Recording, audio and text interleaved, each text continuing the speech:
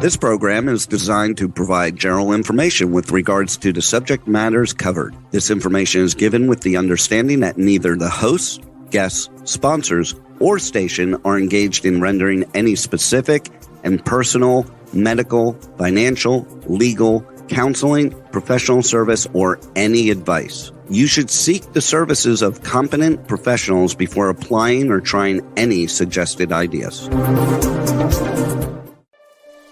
Magazine publisher and entrepreneur Judith Mancini is sharing captivating conversations with experts in their field about the latest trend in our ever-changing world to help you become healthy, wealthy, and wise. Judith Mancini Today will spark your interest and inspire you to lead your best life ever. And now, here's Judith. Judith Mancini Today is sponsored by Basic Brands, Inc., providing the highest quality specialty products in the natural food industry. Visit basicbrandsinc.com and enter JMT15 for your 15% discount on your first order, including their best-selling vitamin E ointment, which helps restore moisture and elasticity to your skin. And boy, can we use that now in this drought condition in California. I always start my program with a little public service announcement or my opinions. And today I'd like to say how sad I am, but understanding the blessing that the world has had Queen Elizabeth with us for so many, many years, 96. She's one of the most admired women in the world, and she's certainly at the top of my list. And so our thoughts and prayers are with her and her family, and that she not be any pain and suffering too much during this somewhat long transition. She's just an outstanding person, and yesterday welcomed in the new Prime Minister of the UK, which is, to me, is unbelievable that is how much she loves her country, that she would get out of her bed and walk in to shake hands with the new Prime Minister. So we will continue to pray and think about the monarchy, and whatever your thoughts of that are is up to you, but it has been an institution for many years, the longest running monarch serving in the entire world. So keep them in your thoughts and prayers. And the other thing I want to say is I'm getting really, really annoyed and sick about the arrogance of the governor of California, Governor Newsom. First of all of the stupid things he did during COVID, including going to the French Laundry to celebrate, honestly, in the middle of COVID with no mask, while all of us are locked up and wearing masks everywhere? Ridiculous. And a train to nowhere that he keeps putting money into, never finished, but the cronies that did it certainly invested in a good deal, because I understand even the Pelosi family was invested in that one. So I'm just sick to death of him. And now his latest one is telling me, who cuts back on energy since I was a wee child, I am not going to go get an electric car, that he then turns around and says, don't charge it now. We don't have enough power in our grid, which happens to be powered by minerals. The man is so arrogant, he even went to Washington, D.C., took his coat off, rolled his sleeves up, and walked around to go into the White House as if he owned it. So you see what's in his thoughts. If he's that arrogant running the state of California, what do you think he'd do to our country? Okay, that's my opinion today. Now we're going to get happy, and I'm going to introduce Nancy Mueller. Nancy and I became friends, I think it was 7 or 8 years ago, when we attended a coaching financial class with Chelly Campbell, and she made us partners. And we became partners for all these years in that our friendship has lasted over all these years. And I'm thrilled to introduce her today. Besides being my friend, she is a coach, and she's a wonderful coach. And she's written 3 books that I know of. I think she's writing a 4th. But I have her first 2 books that I've read. I've missed her 3rd book, and I will be ordering that. Chocolate or Vanilla? Life is All About Choices. And the other one is Healing the Child Within. They're both valuable books and have been endorsed by wonderful people. But I highly, I've read them both, and I want to read the divorce one that she came out with, her 3rd book. I want everybody to read Healing the Child Within. With that said, hi, Nancy, the sensei of mastering your beliefs. Hi, Judith. Thank you so much for having me. I really appreciate it. Well, people refer to you as the sensei of mastering your beliefs. And I know what a sensei is, and I bet lots of our audience does too. But will you tell everyone what sensei means and why you chose that to be your coach title? Sure. As a matter of fact, sensei comes from my days as a student, competitor, and teacher in the martial arts. Sensei, roughly translated, means teacher. And I am a teacher of vibrational practice that teaches people how to be trauma informed and to heal the negative experiences of their past. Because so many of us are still walking around with this negative vibration, these negative emotions and feelings and thoughts about things that happened to us in our past. And because of that, it's weighing us down in mind, body, and spirit in our present day situations. Well, sensei certainly is an expert, and that's what you are. And that really came out in the one with the child within you, healing the child within. And I want you to describe both books as I try to adjust myself in the camera here. Tell us about your first book. Well, my first book, Chocolate or Vanilla, Life is All About Choices. It's interesting. I never thought about it when I titled the book. People ask me, oh, have you been to a certain organization that's out there? They use that term, chocolate or vanilla.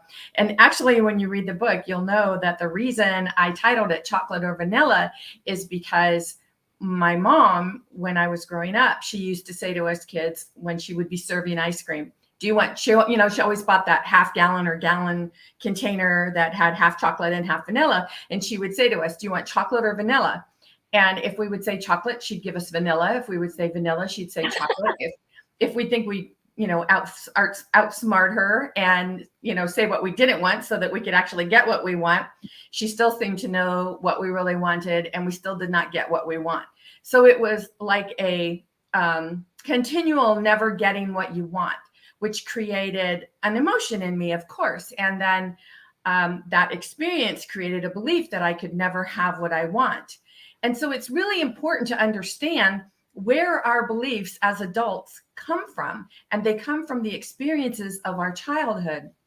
So my reason for writing the first book, Chocolate or Vanilla, was basically a way for me to be very transparent in my life, because I wrote it at the time when I was going through my divorce after a 32-year marriage.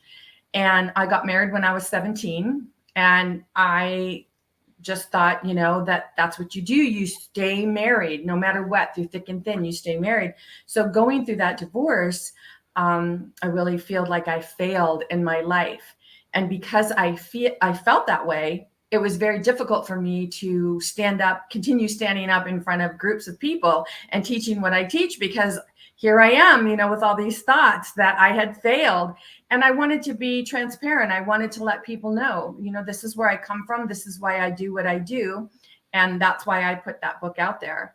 And then, but through that time period, my mother and I came back into contact, because my mother and I had been out of contact pretty much all of my life. And as she started watching me, learning how to get on Facebook and watch what I was doing, she connected with me and she said, do you think that what you're teaching other people might work for you and I? And of course, I was a little blown away by that because I'm like, well, okay, you don't want anything to do with me my whole life. And now all of a sudden, like, what is this all about? So it's not like I took her on as a client or anything, but I continued to just be very open with any questions that she was asking me. And because of that, that's where this book, Healing the Child Within, Life is All About Choices, came about. Because when I felt guided to write that book, my mother and I were Skyping. That tells you how long ago it was, right? We were Skyping and I said, Mom, I think I know what my next book is going to be about. And I was wondering if you might share your story in the book. And my mom is 100% Italian. And of course she was like, no, of course not. There's no way. And then I just saw something change in her face on the screen. And it's like something just shifted in her. And she's like, yes, I will. If you can do it, I can do it. What do you want me to do? And I told her, I said, just write your story, whatever comes to your mind, write it down and send it to me. And as she was sending it to me, I fixed the grammar. And, there were a couple times when her thought process kind of went one way or the other. And so I would ask her, you said this, is this really what you meant to say? But other than that, everything is her words. So the purpose of the book is to help people see how we create beliefs in childhood that we bring with us into adulthood. Because the book starts out a little bit me sharing something about my childhood, and perhaps the reader would listen to that or read it. And I say listen because it's now an audiobook as well. But so they would read that part of the book and they would think, oh my gosh, what the heck? Her parents should be shot. What's going on? But then the next part is my mom's story. And now the reader begins to see, oh, I see why this woman parented the way she did based on her beliefs. So you see, everything that we do is cyclical. We do what we do based on what we were taught, and we were taught based on what they were taught, and it just keeps going back generations. So if you are in an environment of I'll just say a toxic environment or a traumatic environment, of course, you will continue with that vibration, that energy, until you learn to break the cycle. And how do you learn to break the cycle? By understanding where it comes from. So here's a question for you. Mm-hmm. Do you think most people have trauma in their childhood growing up, or imagining they have trauma because their parents said, you're grounded, you talked on the phone too much last night, you got a C in your class instead of a B? People do look at that as trauma in their life, but there are those who have real trauma in their life with abuse, sexual abuse, verbal abuse, locking the kid in the closet to discipline them and things like that. Do you think everyone can benefit from your book? Because I do believe that no matter what you've had in your childhood, things will rise to the surface, no matter what it is.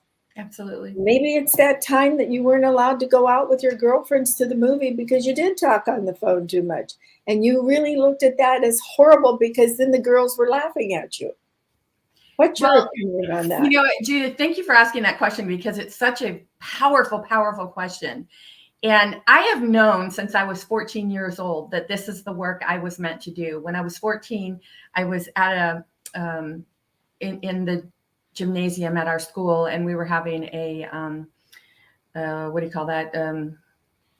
Where they do, I can't remember the name of it, but a presentation where there was a woman talking to our class, and she was talking about drugs and how she was on drugs and used drugs. And her message, of course, was to keep us off of drugs.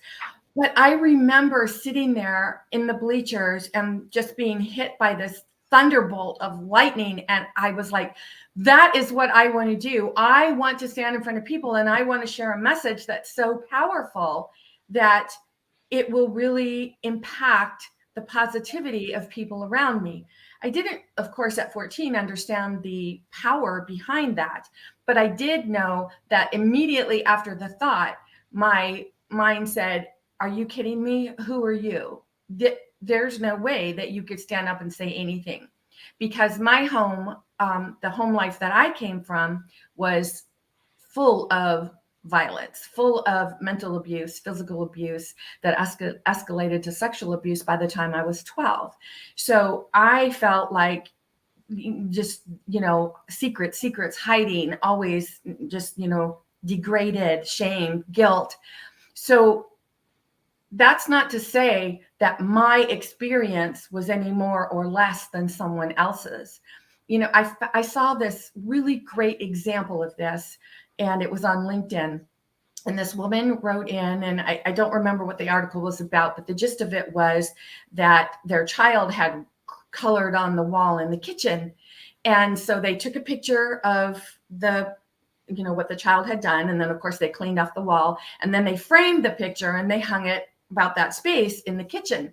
Now, here's the thought about this. You could say, oh my gosh, look, these parents are so kind and loving to their child. They didn't punish the child because the child drew on the wall. As a matter of fact, they kept it for memories going forward. How wonderful. This is the epitome of awesome parenting.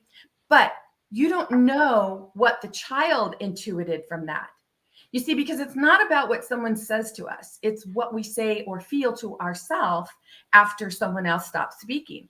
So this child could grow up, and the parents could have had the best intention, but this child could be saying, my parents never let me forget a mistake. If you doubt me, just go to my home. You can still see a picture hanging on the wall of when I colored on the wall. You see, it's not about what the parents do or say. It's how the child feels about it, how the child intuits it. And that becomes our journey. That becomes the feelings and emotions that we hold on to. So to say that one person's journey is better or worse or more traumatic than someone else's, that's basically judging. Not basically, it is.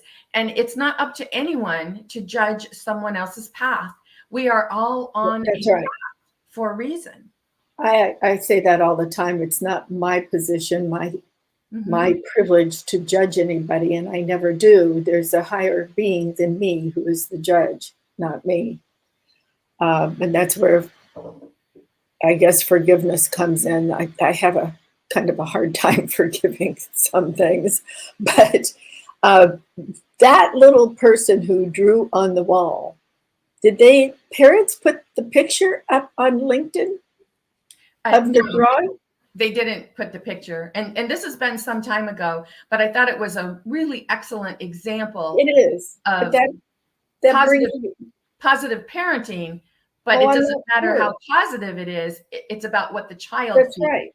And I mean, not that I want to get into child discipline, but there for a while, there were a number of people, I think it was pretty much when Facebook first came out, and their child would do something, and they would draw a sign and say, I broke a window with a baseball because I threw it the wrong way, or I scribbled on the wall and I'm bad and I'm on this corner so everybody can see I did something wrong.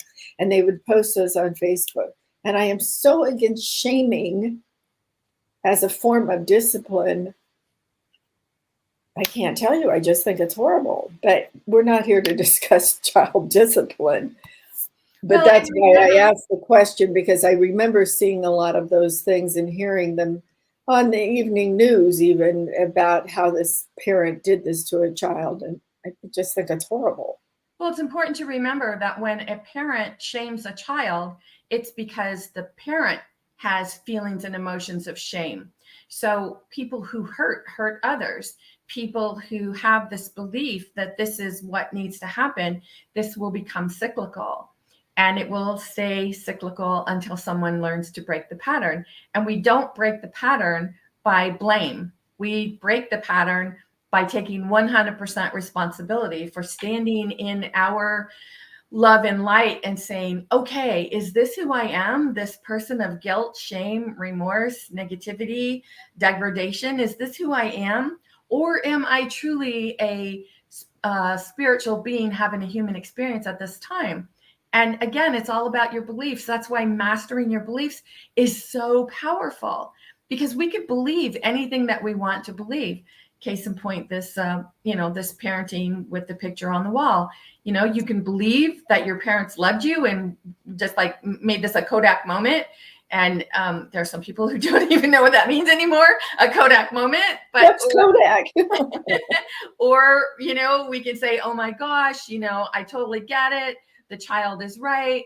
And, it's when we throw the drama in it. When we throw the drama in it, yeah, that's where the inner work is bubbling to the surface and giving us the opportunity to release it, heal it, let it go, or continue with it because we still have something to learn from it.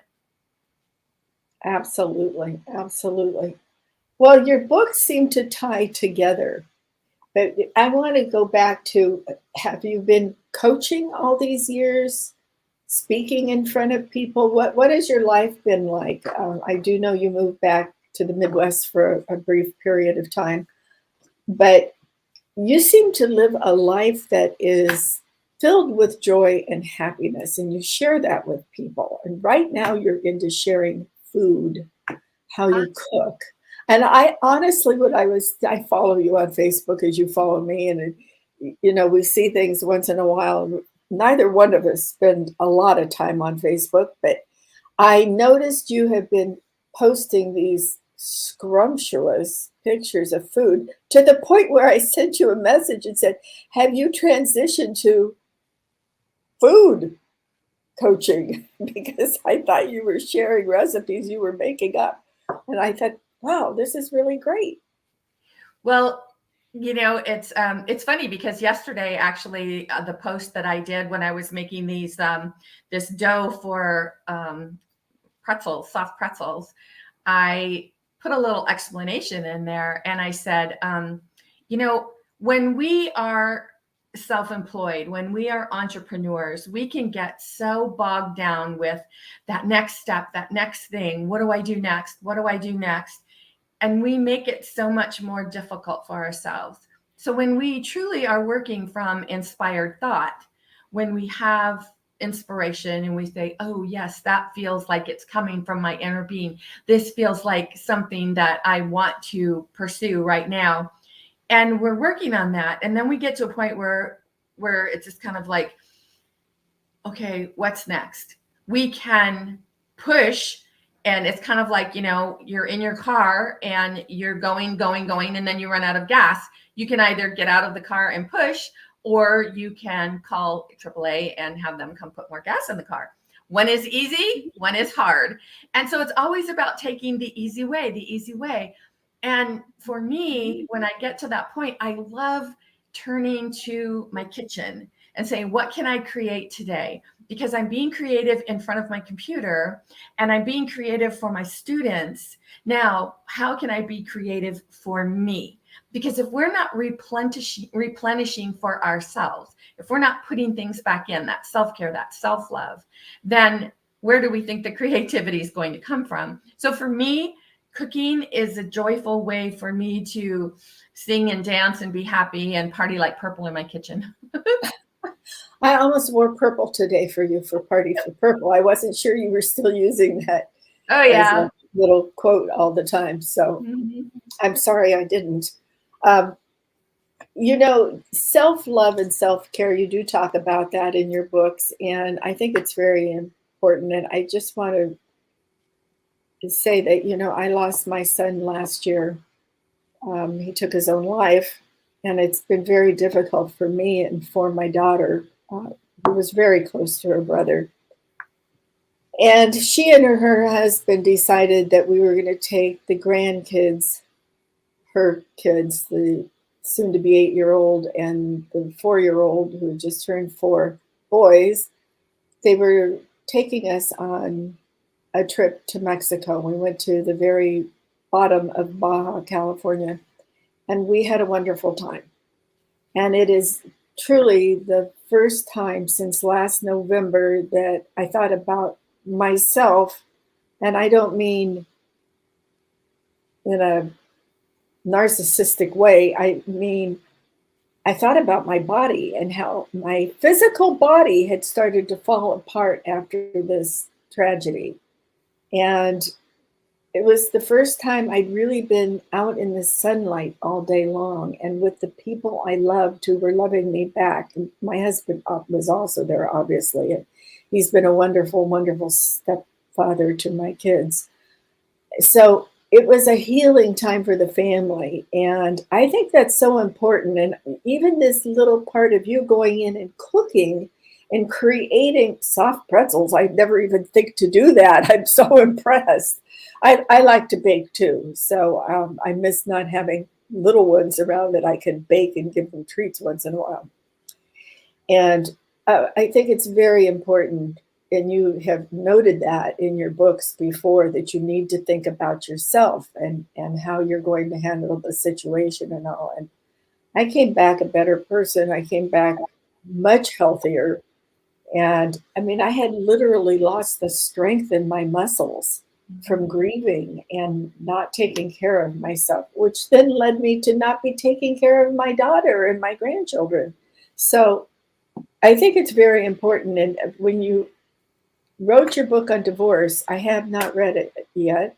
I need to order it. But I think that's one place where women particularly really need to take care of themselves. Can you talk about that book a little bit? Because I'm not familiar with it, and I know the audience would love to hear about it. Sure, I'd love to. Well, first of all, congratulations for your trip to Mexico and practicing self-love.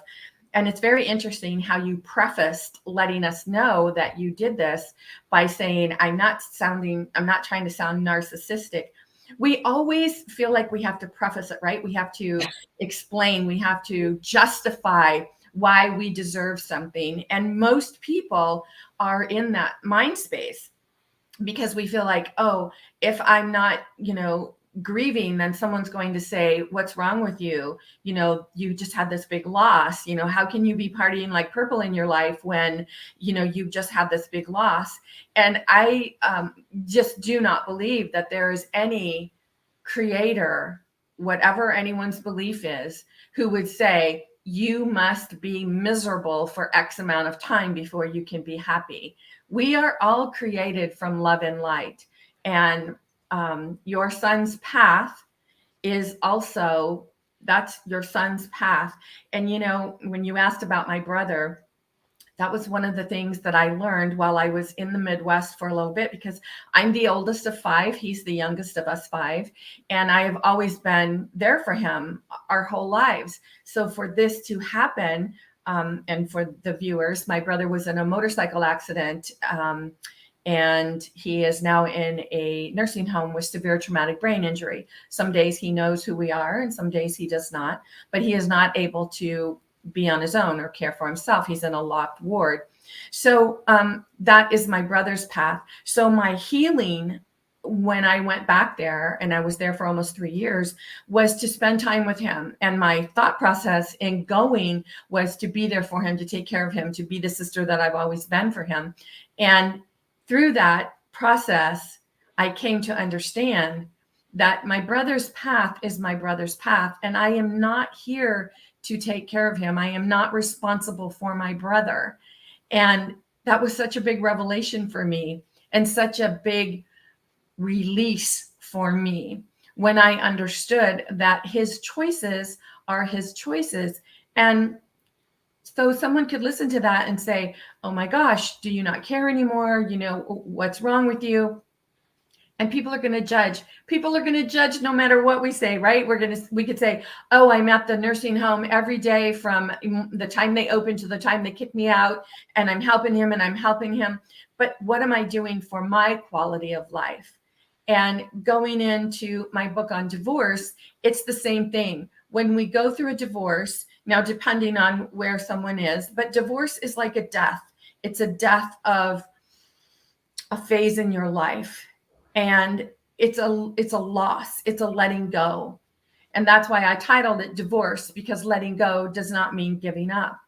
And when I was going through my divorce, literally, I mean, for months and months and months, my life felt so surreal. I felt like I was walking through jello. Like I just did not know where I was. I just couldn't eat because I felt like such a failure. And what the transition for me was starting to understand me by letting go, by learning to let go. What am I making room for? But before I can let go, I must give myself permission to love me. And, you know, I think I can only speak for women because I am a woman, but for moms, it's that whole, oh, I'm responsible for my family. I've got to hold us together. I've got to do all this stuff. And so if I'm not that mother, that wife, that homemaker, that homeowner, then who am I? So it's also that identity of who am I? And I could see the correlation, you know, with my brother. If I am not his sister, of course, as long as we both are on this earth, we're brother and sister. But if I'm not his sister in the capacity that I was his sister, then who am I? So there are going to be experiences in our life that cause us to question, who am I? What am I here for? What is my purpose?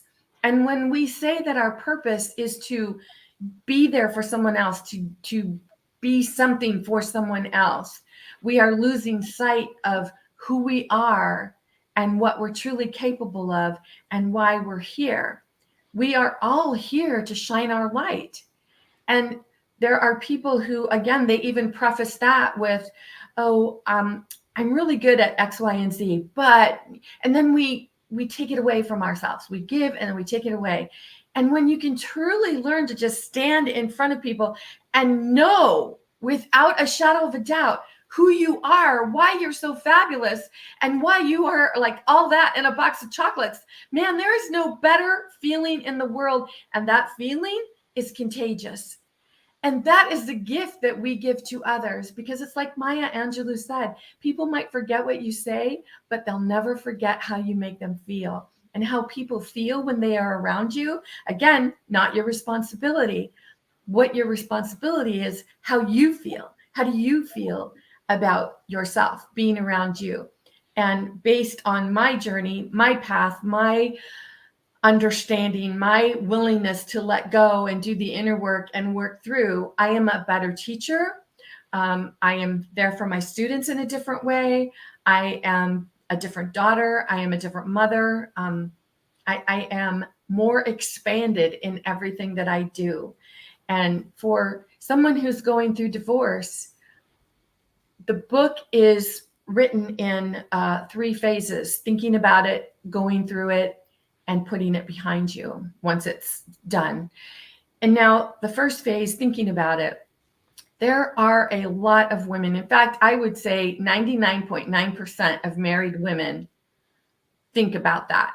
What if? It's not necessarily because they want to get divorced, but because whenever something comes up in our life and we are married, we say, what if? What if I wasn't married? What if? And then right away, what happens? We don't allow our thoughts to process and keep going along that line, because right away we judge ourselves. We back up and we say, oh my gosh, what's wrong with me? I've got healthy children. I've got a wonderful husband, and my life is fabulous. And what the heck is wrong with me? And we judge ourselves so harshly. When if we had stopped and just, what is this reason that I'm thinking about this? What is it that my very soul is crying out to do? And maybe it's, I don't know, a career, or I don't know, something that you are telling yourself you can't do while you're married, that your soul is saying, yes, but this is who you are. Think about it. This would be so fabulous.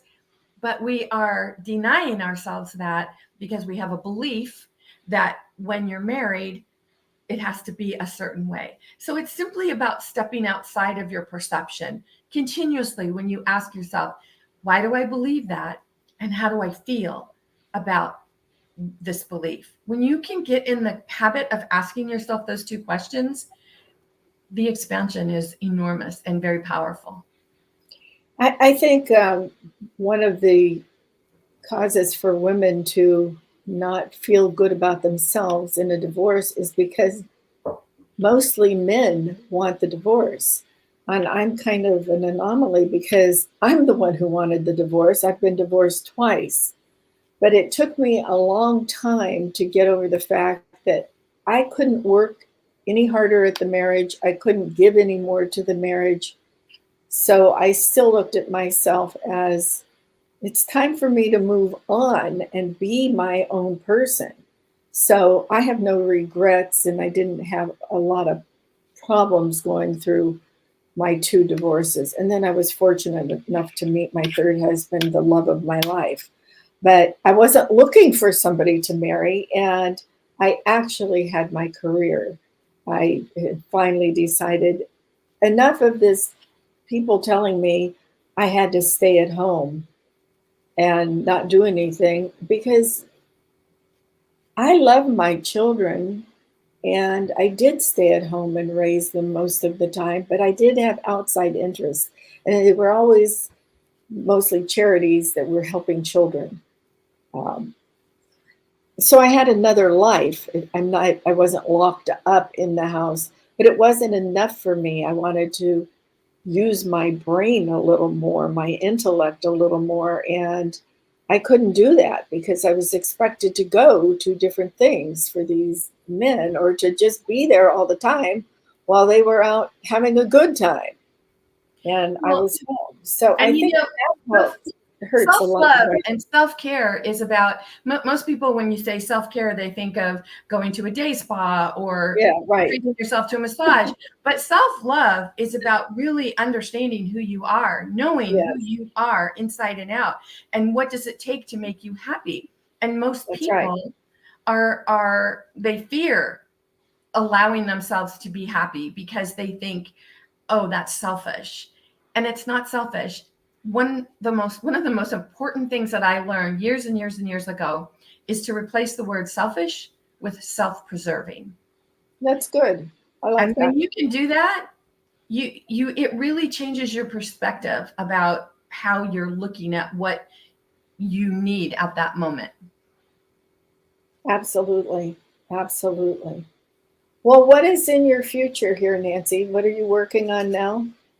Well, I'm really excited. I've just started a group classes. They're virtual for to be empowered.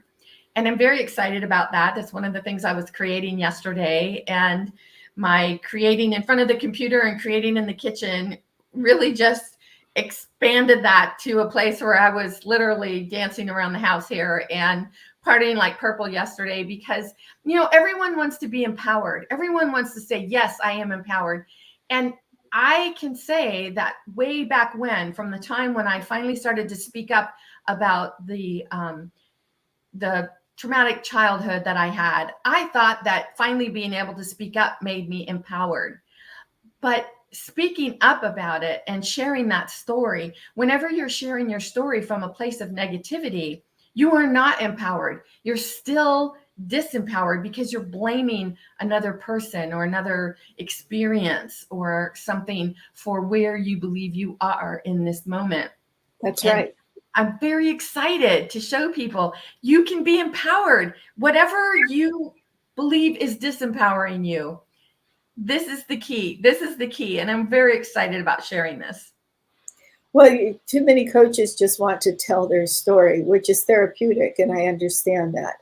But you need to have some sort of path to changing your life, as you're saying, and teaching them how to have the self-love, self-care to move on, to find another path to happiness and not dwell on just telling your story of sorrow or trauma or what have you. So I think that's wonderful. And where could people find you if they'd like to join your classes? You can go to masteringyourbeliefs.com/group and check it out. And do you have to join at a certain date? Or is this an ongoing thing that you can hop into at any time? There are 6-week rolling classes. Fabulous, fabulous. And do you have a newsletter or a website that they can follow? Is that the masteringyourbeliefs.com? If you go to masteringyourbeliefs.com, you can sign up for my newsletter. You can join my monthly networking. It's virtual. You can join me live on the first Saturday of every month and get your questions answered. Is the Saturday one a networking group? No, it is actually where I go live and share a message, and then whoever attends has that opportunity to ask me questions either about the subject that I just spoke on or something that's on their mind. And it's a great way for people to, just be able to ask questions and get their questions answered in a format that is private. And, maybe that's the only place that they're ready to start. And that's good. Great. That's wonderful. That's wonderful. So are you working on another book? I don't know why I think you are, but for some reason I did. Okay, great. Yes. What is the subject? This book I'm so excited about because this book is talking about our karmic journey. This book is about an expansion of self and how we have the opportunity to expand ourselves based on taking 100% responsibility for the choices we make in our life rather than blaming another person or our experience. So I'm really excited about this one. And when do you anticipate it being available? Later this year. You can read an excerpt on my website and, sign up if you want to know. Hey, Nancy, let me know when this book is out because this chapter that you wrote, I want to know more about this. So great. It's all there. Great. All right. Well, Nancy, thank you so much for coming on today. It was fun to reconnect with you. And I believe in what you are doing is a fabulous job for these women that have released their inner child that is leading them down the wrong path and moving on with their lives. I really appreciate your time. And I look forward to our continuing friendship too. Thank you, Thank Judith. you so much. Thank you. Bye-bye. Bye. Well, everybody, that was a very interesting conversation I was having with Nancy. Be sure to look for her books, Chocolate or Vanilla, Healing the Child Within, Divorce, and her new one coming up. That will be very, very interesting.